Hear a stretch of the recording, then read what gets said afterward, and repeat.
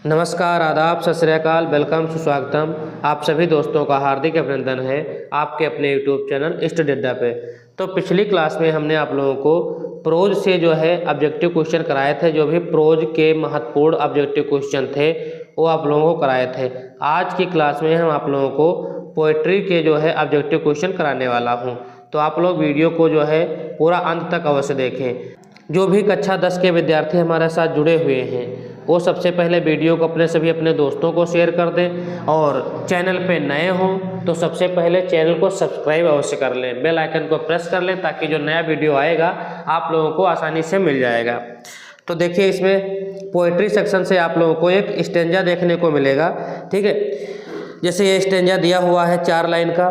The way a crow shook down on me the dust of snow from a hemlock tree. देखिए, मैं आप लोगों को बता दूं, पोएट्री से जो 4 लाइन का स्टेंजा आएगा, ठीक है, ये आप लोगों को जो है पोयम का होगा, किसी न किसी पोएम का स्टेंजा होगा। ठीक है, जो भी पोएम आपके में प्रेस्क्राइब है, आप लोगों को पोएट्री सेक्शन से एक पोएम भी लिखने को आएगा। ठीक है, 4 लाइनें की आपको पोएम भी लिखना है। ठीक है, तो 4 लाइन, ये वाली 4 लाइन नहीं लिखेंगे, आप लोग पहले से ध्यान दे लें। ठीक है, 2 पोएम याद करके जाएं।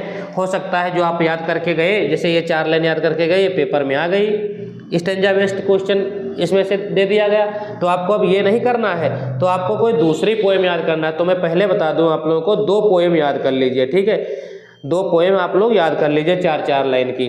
ठीक, तो आप लोगों को आसानी से नंबर ताकि मिल जाएंगे। बच्चे अक्सर ये गलती कर देते हैं, जो स्टेंजा उसमें आया होता है वही लिख देते हैं, वही याद करके जाते हैं। अब मजबूरी उनके सामने पड़ जाती है क्योंकि वो आ चुका होता है पेपर में। तो इसलिए आप लोग 2 पोएम याद कर लीजिए। ठीक, अब ये स्टेंजा देखिए, इसमें से क्वेश्चन पूछे गए हैं। देखो लिखा है, who compose the above lines. अब ये जो लाइन लिखी हुई है, the way a crow shook down on me the dust of snow from a hemlock tree. यदि आप लोग अच्छे से पढ़े होंगे, पहला चैप्टर डस्ट ऑफ स्नो, उसमें हेमलॉक ट्री होता है, धतूरे का पेड़ है, विशैला पेड़ है। ठीक है, तो इसको यदि आप पढ़े होंगे तो आपको आसानी से पता ही होगा, ठीक है, कि क्या होता है इसमें। ठीक है, तो हु इज द पोएट, तो पोएट इसके कौन है। पहला चैप्टर है dust of snow, dust of snow के पोएट का नाम क्या है, तो पोएट का नाम है रॉबर्ट फ्रॉस्ट। आप लोग आसानी से सही उत्तर पे क्लिक कर देंगे। हाँ, अगले क्वेश्चन की बात कर लेते हैं। देखिए, अगला स्टेंजा है, some say the world will end in fire, some say in ice, from what I have tasted of desire, I hold with those who favour fire. अब देखिए, इसमें फायर की बात कही गई है, ठीक है, आइस की बात कही गई है। ठीक, तो आप समझ गए कि फायर एंड आइस का स्टेंजा है। अब फायर एंड आइस का स्टेंजा है तो इसके जो है पोएट का नाम क्या है, इसके भी पोएट का नाम रॉबर्ट फ्रॉस्ट है। ठीक है, दोनों पोएम को जो है रॉबर्ट फ्रॉस्ट ने लिखा है। From which poem have the above lines have been taken. अब इसमें पूछा गया है, ये लाइन जो है किस पोएम से ली गई है। डस्ट ऑफ स्नो की है, तो डस्ट ऑफ स्नो में क्या है, एक कौवा की कहानी है। ठीक है, पेड़ पे बैठता है हेमलॉक ट्री। ठीक है, तो वो कहानी तो इसमें दी नहीं। फायर एंड आइस की बात कही गई तो इस सीधे फायर एंड आइस पे टिक कर देंगे। देखिए, फायर और आइस यदि लिखा मिल जाए किसी स्टेंजा में तो आप समझ जाइए कि फायर एंड आइस की बात है। हेमलॉक ट्री की बात हो तो किसमें है, वो डस्ट ऑफ स्नो की बात होगी। अगले स्टेंजा की बात कर लेते हैं हम। स्टेंजा बेस्ड देखो क्वेश्चन बहुत ही आसानी से किया जा सकता है यदि आप पोएम को अच्छे से पढ़े होंगे लाइन बाय लाइन। अगला स्टेंजा पहचानो, ये आप लोग बताएंगे कमेंट सेक्शन में। आप लोगों को मज़ा आ रहा है पढ़ते हुए हमारे साथ या नहीं मज़ा आ रहा है। देखिए, मैं बिल्कुल क्वेश्चन जैसे पेपर में पूछे जाते हैं उसी प्रकार के क्वेश्चन करा रहा हूँ।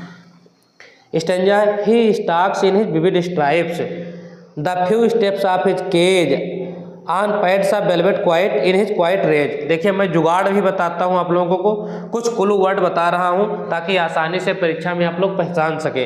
अब केज, केज माने क्या होता है भैया, पिंजड़ा। तो टाइगर कहाँ बंद था, टाइगर पिंजड़े में बंद था, तो टाइगर पिंजड़े में बंद था। अब इसमें हमने आप लोगों को जब पढ़ाया था, देखिए मैंने जो है आप लोगों को लाइन बाय लाइन पोएम पढ़ा रखा हूँ, प्लेलिस्ट बनी हुई है, वो आप लोग पहले वीडियो देख लें तो आपको आसानी रहेगी। वीडियो का जो मैं लिंक जो है डिस्क्रिप्शन में दे दूंगा प्लेलिस्ट का, आप लोग वहाँ से आसानी से पूरे वीडियो देख सकते हैं। तो पिंजड़े की बात किसमें हो गई, टाइगर इन द जू में बात हुई है। तो who compose the above lines, अब इनको लिखा किसने है, यानी कौन से पोएट ने लिखा है टाइगर इन द जू, तो टाइगर इन द जू के पोएट का नाम है लेस्ली नॉरिस। कौन है? Leslie Norris. आप लोग जितने भी पोएम नेम हैं, पोएम के नेम और पोएट के नेम आप लोग पढ़ लीजिए, ठीक है। पोएम नेम और पोएट नेम आसानी से पढ़ लीजिए ताकि जो है क्वेश्चन आसानी से किया जा सके। तो आप लोग सभी जितने भी पोएम हैं सभी के पोएट नेम याद कर लीजिए। अगले क्वेश्चन की बात कर लेते हैं हम। अगला क्वेश्चन है He hears the last voice at night, the patrolling cars, and stares with his brilliant eyes at the brilliant stars। पूछा गया who compose the above line, किसने लिखा है? तो फिर से इसकी जब हिंदी मतलब पढ़ेंगे, देखो नाइट की पेट्रोलिंग कार्स बात हो रही, घूरता रहता है, उनको देखता रहता है, तो टाइगर की बात हो रही है इसमें भी। तो इसके भी जो है लेखक कौन है, पोएट कौन है? तो लेस्ली नॉरिस जी हैं, ठीक है। ऑप्शन नंबर जो सी है वो इसका करेक्ट आंसर है। कौन सा? ऑप्शन नंबर सी इसका करेक्ट आंसर रहने वाला है। अगला क्वेश्चन की बात करेंगे। The true chameleon is small a lizard sort of thing, he has not any years at all and not a single wing, if there is nothing on the tree TISS the chameleon you see.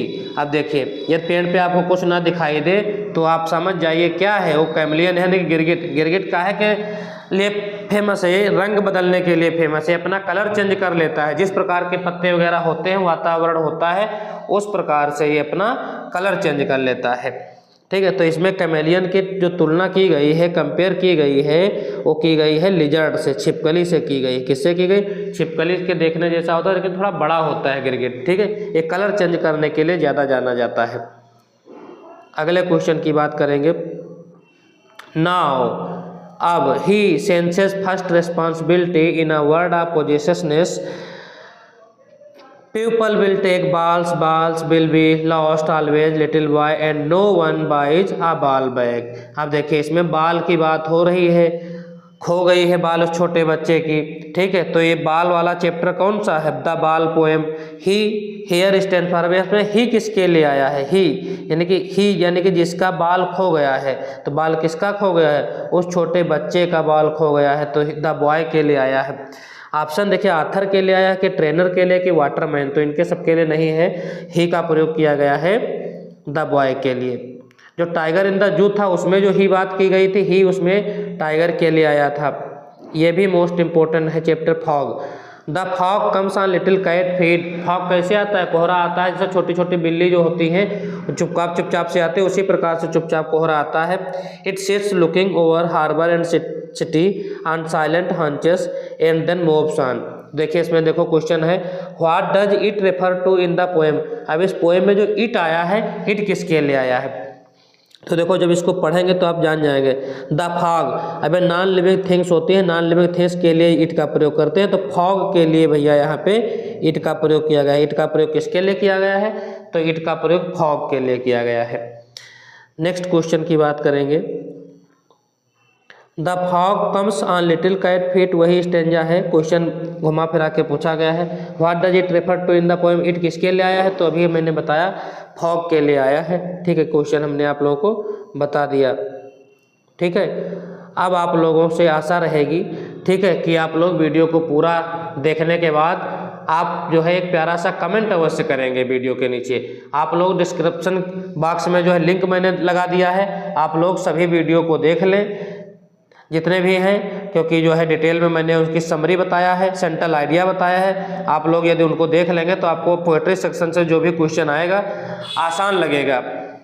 और आप लोग video को अपने सभी दोस्तों को भी अवश्य शेयर कर दीजिए, ताकि आपके जितने भी दोस्त हैं अभी कोचिंग वगैरह नहीं पढ़ पा रहे हैं, कहीं जो है स्कूल की टाइमिंग अलग होती है, कोचिंग की टाइमिंग अलग होती है, या फिर किसी मनी की प्रॉब्लम होती है किसी के पास, तो जो बच्चे कोचिंग वगैरह नहीं कर पाते हैं वो भी बच्चे जो है हमारे यूट्यूब चैनल के माध्यम से जो है पढ़ सकते हैं, और ताकि अपना जो परीक्षा में अच्छे नंबर ला सकें।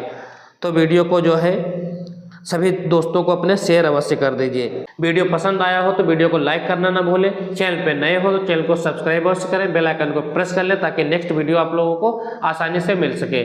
Thanks for watching this video.